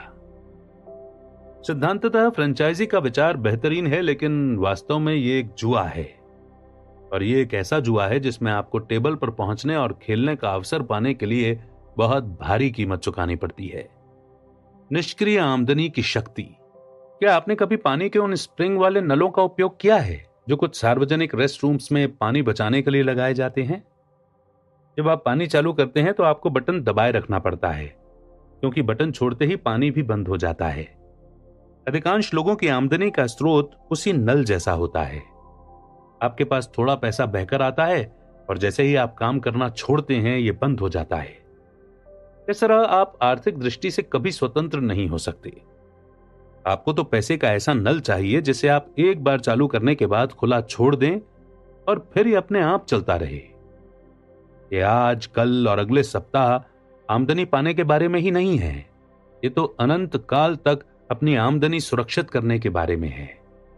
यह निष्क्रिय आमदनी है जिसे रेजिडुअल इनकम कहा जाता है, यानी ऐसी आमदनी जो बार बार आती रहती है। आपके मेहनत करने और आमदनी के उस स्रोत में आवश्यक पूंजी लगाने के लंबे समय बाद भी। खुद को बी क्वाड्रेंट में पहुंचाना इस दिशा में एक शक्तिशाली कदम है। लेकिन सारे व्यवसायों में निष्क्रिय आमदनी नहीं मिलती। यदि आप किसी रेस्टोरेंट के मालिक हैं तो आपको आमदनी तभी होगी जब आप खाना बनाएंगे और बेचेंगे। यदि आप एयर कंडीशनर्स की मरम्मत करने के व्यवसाय में हैं तो आपको आमदनी तभी होगी जब आप वो सेवा प्रदान करेंगे। यहां तक कि ऊंची आमदनी वाले डॉक्टर और वकील भी सिर्फ पैसा तभी कमाते हैं जब वे रोगियों या मुवक्किलों से मिलते हैं। यदि किसी रोगी या मुवक्किल को किसी विशेष सप्ताह में उनके ज्ञान या सेवाओं की आवश्यकता नहीं है तो उनकी आमदनी का नल बंद हो जाता है और उस सप्ताह उसमें कोई पैसा नहीं आता है। अधिकांश लोगों को निष्क्रिय आमदनी उत्पन्न करने वाले मार्ग की जरूरत होती है। इसी उद्देश्य से डोनाल्ड ट्रंप और मैंने मिलकर कई प्रकार के व्यावसायिक तंत्रों का मूल्यांकन किया जिनसे निष्क्रिय आमदनी उत्पन्न हो सकती है। हमने अपने परिणाम we want you to be rich पुस्तक में प्रकाशित किए। और वैसे ये सिर्फ हमारी पुस्तक का शीर्षक ही नहीं है, हम आपको सचमुच अमीर बनाना चाहते हैं। दौलत समेत धन का खेल नहीं है। ऐसा भी नहीं है कि अगर आप अमीर बन गए तो आप मुझसे या डोनाल्ड से या किसी और से कुछ ले लेंगे। दरअसल हम जिस संसार में रह रहे हैं वो अद्भुत और प्रचुर है। यहां पर्याप्त से ज्यादा मात्रा में ऊर्जा, सामग्री, चतुराई, रचनात्मकता और महत्वाकांक्षा मौजूद है जिससे इस संसार में रहने वाला हर व्यक्ति दौलतमंद बन सकता है। तो हमने क्या पाया? हमने ये पाया कि एक बिजनेस मॉडल बाकी से अलग हटकर दिखता है। यह विशेष बिजनेस मॉडल निष्क्रिय आमदनी प्रदान करता है। साथ ही इसे शुरू करने की लागत तुलनात्मक रूप से बहुत कम होती है। इसमें दीगर खर्च भी बहुत कम होते हैं और इसे अपनी सुविधा के हिसाब से पार्ट टाइम भी किया जा सकता है, जब तक कि इससे उद्यमी को पर्याप्त कैश फ्लो न मिलने लगे और वो अपनी वर्तमान पूर्णकालिक नौकरी को छोड़ने की स्थिति में न आ जाए। इस बिजनेस मॉडल का नाम है नेटवर्क मार्केटिंग।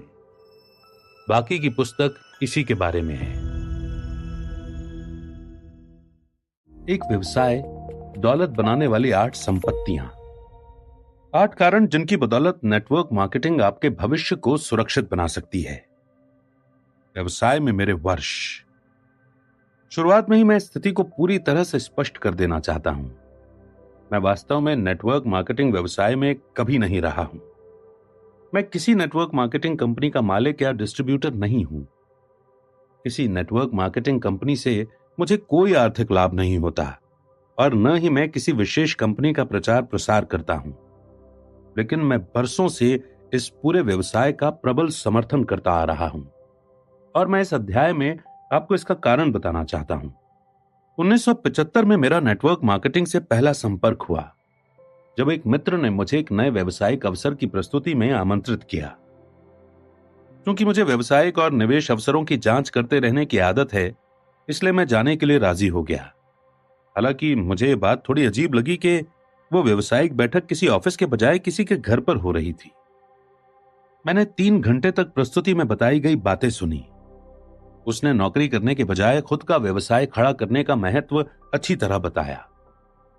मैं उसकी बताई अधिकांश बातों से सहमत था। प्रस्तुति खत्म होने के बाद मेरे मित्र ने मुझसे पूछा कि इन बातों के बारे में मेरे क्या विचार हैं।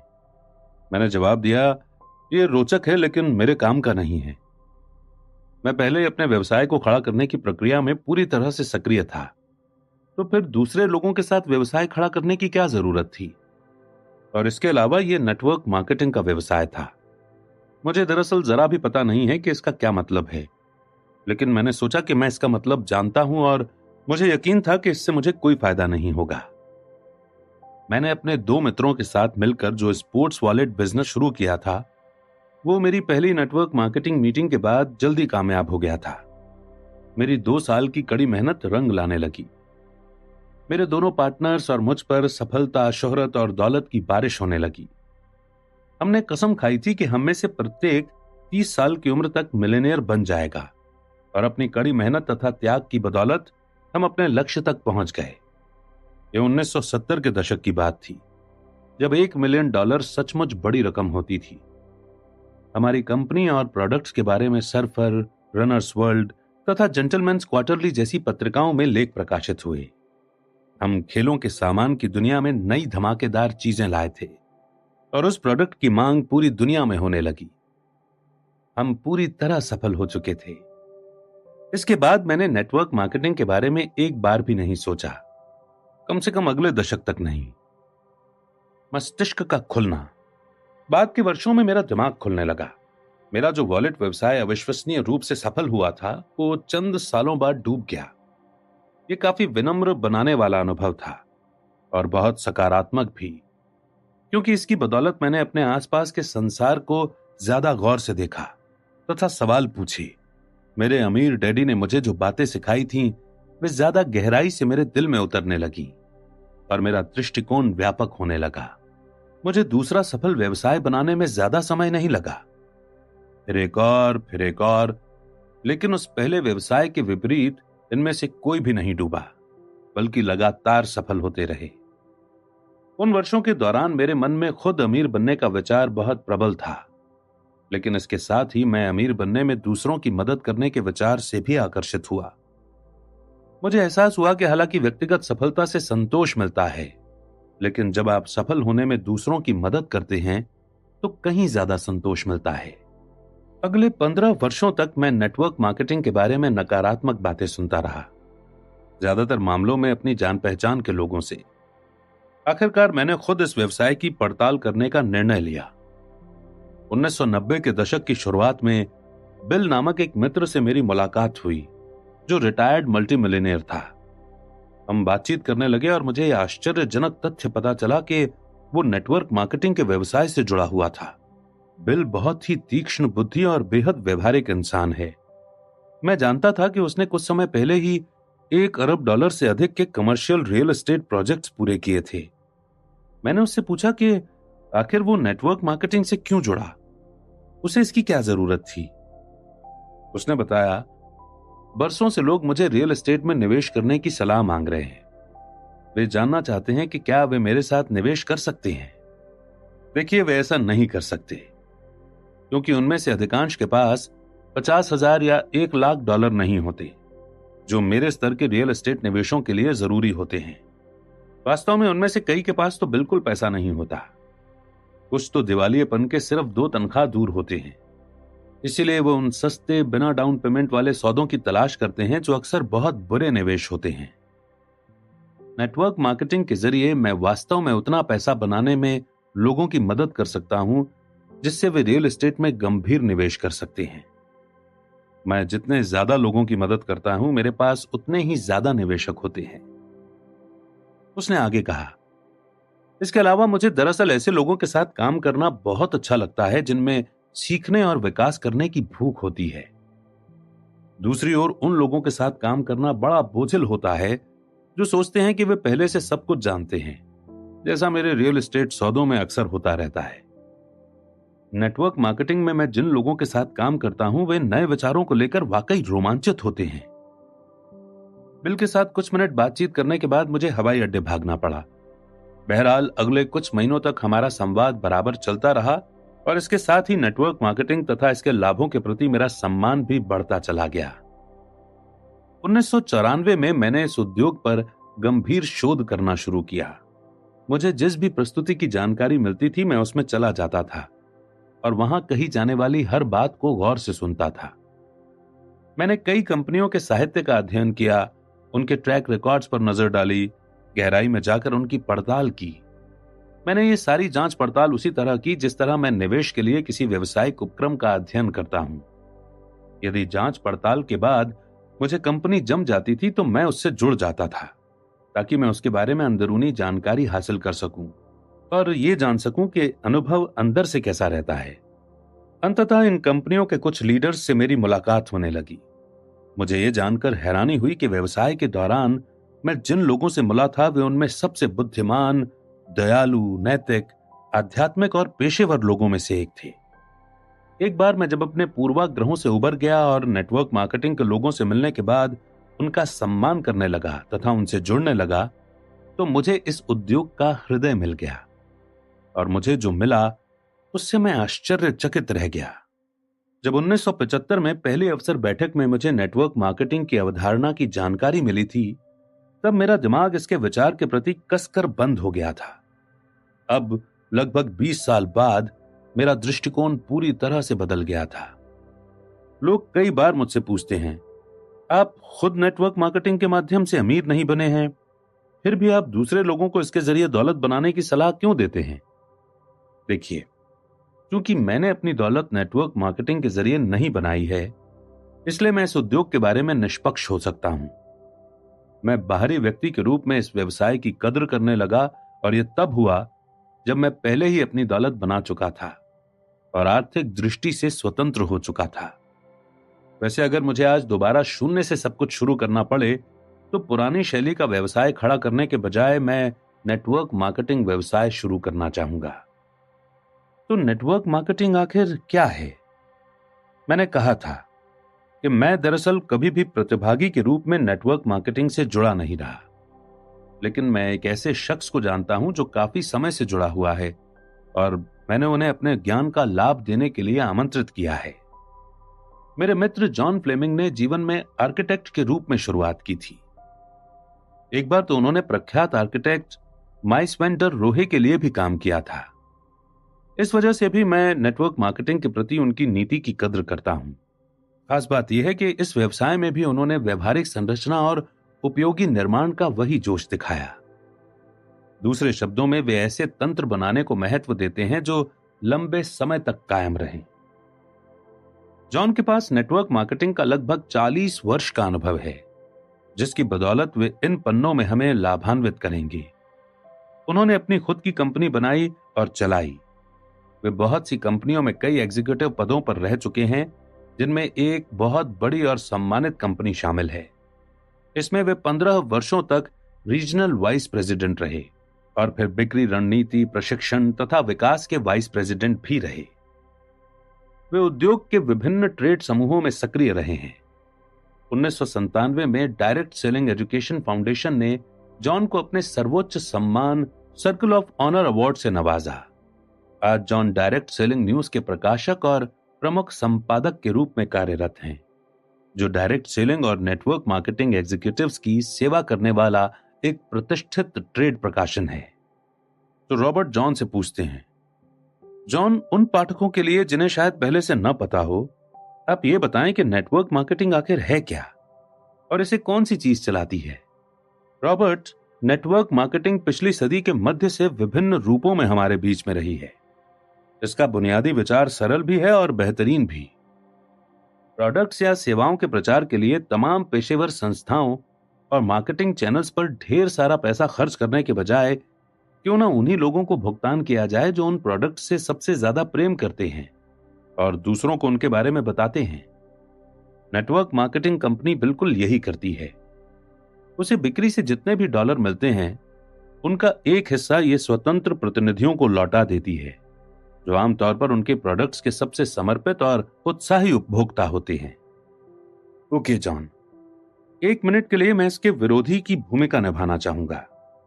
वैसे कारगर कैसे हो सकता है? मेरा मतलब है कि मार्केटिंग की खास योग्यता न रखने वाले सामान्य लोगों का समूह वास्तव में प्रतिस्पर्धा के वर्तमान माहौल में ज्यादा बिक्री कैसे कर सकता है? देखिए रॉबर्ट, दरअसल यही इसकी सुंदरता है। जैसा हर मार्केटिंग प्रोफेशनल, हॉलीवुड प्रोड्यूसर और बड़ी कंपनी का मालिक जानता है, व्यक्तिगत मौखिक प्रचार ही संसार का सबसे शक्तिशाली प्रचार माध्यम होता है। इसीलिए टेलीविजन पर विज्ञापन देने वाली कंपनियां अभिनेताओं और अभिनेत्रियों को करोड़ों डॉलर की फीस चुकाती हैं, ताकि वे आपकी मां, आपके जीवन साथी, आपके सबसे अच्छे मित्र या आपके बच्चों की तरह बात करें। वे लोग व्यक्तिगत मौखिक अनुशंसा की नकल कर रहे होते हैं। नेटवर्क मार्केटिंग में हम असल चीज का इस्तेमाल करते हैं, मॉडल की असली शक्ति, जिसे आप लीवरेज कहते हैं, यह है कि प्रतिनिधि के रूप में आपको सिर्फ उन्हीं प्रोडक्ट्स पर कमीशन नहीं मिलता है जो आपके द्वारा अनुशंसित लोग खरीदते हैं, बल्कि प्रायः उन प्रोडक्ट्स पर भी मिलता है जो उनके द्वारा अनुशंसित लोग प्रत्यक्ष या अप्रत्यक्ष रूप से खरीदते हैं। अगर इन सबको जोड़ा जाए तो आंकड़ा काफी बड़ा हो सकता है। अब यह तंत्र कैसे काम करता है, आप इस बात का जवाब जानते हैं। दरअसल डायरेक्ट सेलिंग या नेटवर्क मार्केटिंग का वार्षिक कारोबार आज पूरे संसार में 110 अरब डॉलर से अधिक का है। आर्थिक संदर्भ में यह बहुत विशाल भूखंड है जो लगभग न्यूजीलैंड, पाकिस्तान या फिलीपींस के आकार का होगा। मैं प्रायः इस बिजनेस मॉडल का वर्णन करने के लिए डायरेक्ट सेलिंग और नेटवर्क मार्केटिंग दोनों ही शब्दावलियों का इस्तेमाल करता हूं, क्योंकि आज अधिकांश डायरेक्ट सेलिंग कंपनियां नेटवर्क मार्केटिंग की नीतियों पर चल रही हैं। बहरहाल इस पुस्तक के उद्देश्य को ध्यान में रखते हुए मैं सिर्फ नेटवर्क मार्केटिंग का ही इस्तेमाल करूंगा। तो नेटवर्क मार्केटिंग से पूरी बिक्री बढ़ती रहती है। इसका एक कारण यह है कि यह असली जीत स्थिति है। बाजार में कंपनी की आश्चर्यजनक पैठ हो जाती है और ग्राहकों की जागरूकता भी बढ़ जाती है, जिसे पारंपरिक मार्केटिंग के माध्यम से हासिल करना बहुत मुश्किल और महंगा हो सकता है। इसके अलावा स्वतंत्र प्रतिनिधि को महत्वपूर्ण कैश फ्लो प्राप्त करने का मौका भी मिलता है। कैसे?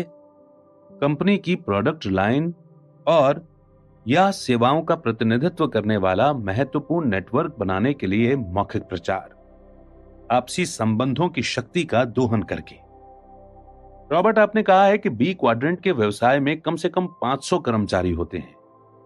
नेटवर्क मार्केटिंग में आप कर्मचारियों को नौकरी पर नहीं रखते हैं। इसमें तो आप स्वतंत्र प्रतिनिधियों को स्पॉन्सर या प्रायोजित करते हैं, लेकिन आर्थिक पैमाना वही रहता है।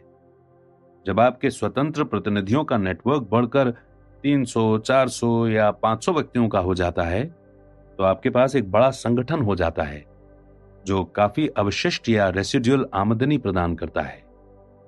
दूसरे लोग नेटवर्क मार्केटिंग के बारे में क्या कहते हैं? जैसा जॉन कहते हैं कि यह मॉडल इसीलिए शक्तिशाली है क्योंकि यह कारगर है, और यह सिर्फ हम ही नहीं कहते हैं। प्रख्यात प्रबंधन विशेषज्ञ और मशहूर bestseller in search of excellence के लेखक टॉम पीटर्स ने नेटवर्क मार्केटिंग का वर्णन करते हुए कहा है, मार्केटिंग में पहला सचमुच क्रांतिकारी परिवर्तन जो 50 साल से भी अधिक समय पहले प्रॉक्टर एंड गैम्बल और हार्वर्ड बिजनेस स्कूल में आधुनिक मार्केटिंग के आविर्भाव के बाद हुआ है। नेटवर्क मार्केटिंग की वर्तमान तथा भावी सफलता के बारे में Forbes, Fortune, Newsweek, time, US news and world report, US today, the New York times और द वॉल स्ट्रीट जर्नल जैसी पत्रिकाओं में बहुत से लेख प्रकाशित हुए हैं। बहरहाल 15 साल पहले इनमें से किसी भी पत्रिका ने इस व्यवसाय को स्वर्णिम अवसर नहीं कहा था। और अब देखें कि फॉर्च्यून का हालिया अंक नेटवर्क मार्केटिंग के बारे में क्या कहता है। आज कई विशेषज्ञ और सफल व्यवसायी नेटवर्क मार्केटिंग को विश्व के सबसे तीव्र गति से विकसित होने वाले बिजनेस मॉडल में से एक मानते हैं। एक निवेशक का स्वप्न, व्यवसायिक जगत का सर्वश्रेष्ठ ढंग से कायम रहस्य, एक उद्योग जिसमें स्थायी वार्षिक विकास है, स्वस्थ कैश फ्लो है, निवेशित पूंजी पर ऊंचा लाभ है और वैश्विक विस्तार की दीर्घकालीन संभावनाएं भी हैं। वॉरेन बफे और रिचर्ड ब्रांसन में इतनी ज्यादा भिन्नता है कि जितना दो लोगों में हो सकती है। वॉरेन बफे एक पिकअप चलाते हैं और ओमाहा में रहते हैं। दूसरी ओर ब्रांसन अपनी खुद की एयरलाइंस में उड़ान भरते हैं और ब्रिटिश वर्जिन आइलैंड में अपने खुद के टापू पर रहते हैं। लेकिन इनमें 3 चीजें समान हैं। दोनों ही अरबपति हैं, दोनों ही बेहद व्यवहारिक हैं और ये दोनों ही नेटवर्क मार्केटिंग कंपनियों के स्वामी हैं। क्या इससे आपको कोई नई बात पता चलती है? City group, jockey, L'Oréal, Mars, Remington और यूनिलीवर, जरा अंदाजा लगाएं कि इन सभी में कौन सी समानता है। इन सभी ने नेटवर्क मार्केटिंग के समुद्र में अपने पैर का अंगूठा रखा है और कुछ मामलों में तो कमर तक का शरीर भी। आज कई विशेषज्ञ और सफल व्यवसायी नेटवर्क मार्केटिंग को विश्व के सबसे तीव्र गति से विकसित होने वाले बिजनेस मॉडल्स में से एक मानते हैं।